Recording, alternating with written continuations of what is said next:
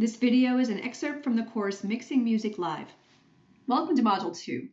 In this module, you're going to learn all about signal flow, which is one of the most important concepts to understand in live sound and mixing.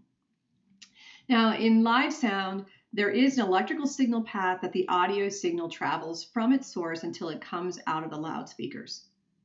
There is also an acoustical signal path that the signal takes after leaving the speakers until it reaches your ears. For this course, we're just dealing with the electrical signal path and how the sound gets from a voice or instrument on stage to the mixing console, and the path that it takes through the console before it finally comes out of the speakers. Now, understanding signal flow is important for several reasons. First and foremost, you need to understand signal flow in order to set up the sound system properly.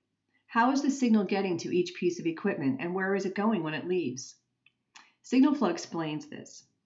Second, in live sound, time is money. Shows need to happen on time. If you're doing sound for a concert or a live event, there are a lot of pieces and parts in between the musicians on stage and the PA speakers. They all need to be set up properly, and at any given place, parts can fail and the signal path can break down. Things can and will go wrong. When they do, you need to fix them as quickly as possible. If you're running the soundboard for a live show or a seminar and suddenly you can no longer hear the singer or the person giving the seminar, you need to fix that problem fast. If you don't understand signal flow, you'll have no idea where to start, and you'll have a lot of eyes on you watching and waiting. Another reason signal flow is important is because there's an enormous variety of audio gear out there, and it's constantly changing. It can be difficult to keep up with all of it. Who's got the time to learn the particulars of 15 different soundboards? If you understand signal flow, it will help you find your way around unfamiliar gear much faster. In this lesson, I'm going to go through signal flow as it travels from an input on stage to the PA. Now, everything on stage that will be amplified through the PA system is called an input. This includes every instrument or vocal that has a microphone or DI on it, or that's patched directly into the snake box or console. Signal flow begins at the source. For example, the source being a singer.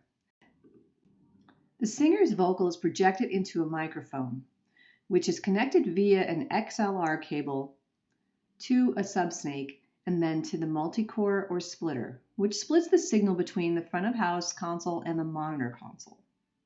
For most of this course, we will be dealing with the front of house console.